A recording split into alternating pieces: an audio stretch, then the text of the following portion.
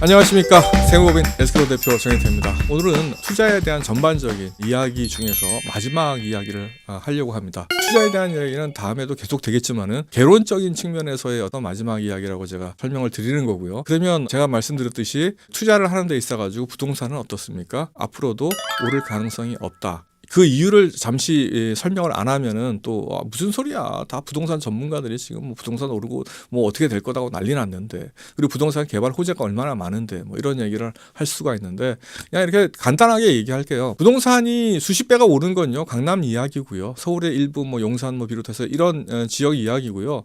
부동산 전체적인 우리나라 전 국토의 부동산 집가 상승률이요 물가 상승률보다 낮았다라는 것이 40년 통계입니다. 그러면은 유일하게 지금 뭐 잠실이나, 옛날에 뭐 이제 잠실이라면 아마 뭐 누에 키우고 뭐 이랬었으니까 뭐 잠실이겠죠. 누에 잠자 쓰니까. 그리고 뭐 잠원 이런 것도 뭐 다 아마 누에밭이었을 거예요. 뽕밭이고 뭐 그다음에 뭐 배추밭, 이런 포도밭 뭐 이런 거였을 거라고요. 그 당시에.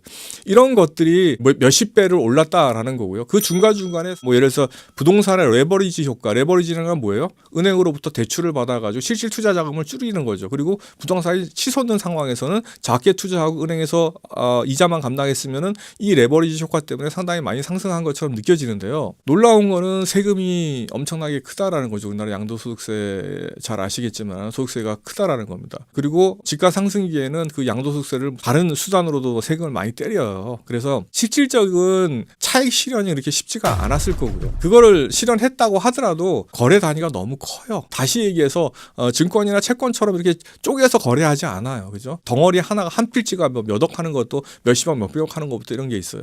그런 것들을 나눠서 투자하기도 쉽지가 않아요. 거래 비용도 크고. 그리고 앞으로 어떻게 돼요? 인구 줄어들고 부동산 시장이 어떻게 될 것 같아요? 상대적으로 금융시장, 채권이나 주식시장보다 줄어들 거예요. 그게 전 세계적인 추세고, 우리나라는 이상적으로 비정상적으로 부동산 시장이 커져 있기 때문에 지금 이 시장을 줄어들 수밖에 없어요. 특히 우려스러운 게 강남권을 비롯한 이런 주택시장은 당연히 위축되겠죠.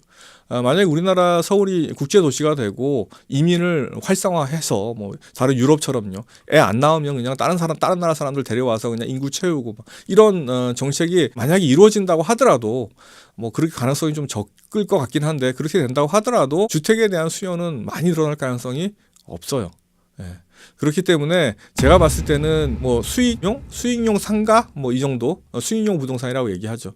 요런 정도 수요 정도 몇 군데 호재를 제외하고는, 그리고 이미 개발할 때도 다 개발했어요. 이 정도 인구 내에서 중국도 인구 15억인데 유령 도시가 넘쳐나는 거는 그 나라의 소비 능력이나 이런 거에 맞춰서 개발이 같이 가야 되지, 뭐 괜히 도로 뚫어놓는다고 땅값이 잠시 올랐지만 거래 안 되면 허당이거든요.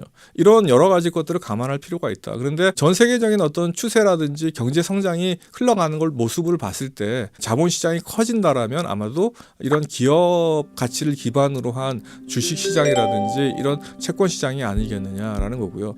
지금은 경제 상황이요, 주식이나 이런 실물 자산인 부동산에 투자하는 거는 바보 같은 짓이라고 제가 작년 초부터 이야기를 했어요. 미국 시장도 어려워지고 있기 때문에 지금은 제가 말씀드렸듯이 채권을 살 때다. 그리고 글로벌 채권을 가능하면 사고, 글로벌 채권 중에서 미국 채권을 사라라는 말씀을 드렸고, 미국 채권 중에서 제 생각에는 이게 너무나 이제 우리가 경기 순환 주기를 보면은 보통 하강 국면이 한 1.5년에서 2년 정도 가니까 단기 채권을 사서 지금 전환을 하거나, 아니면 그런 어떤 채권들을 사기가 불합리한 여건이라고 하면은 금 같은 거를 사가지고 대체 자산으로 보완하는 게 좋다.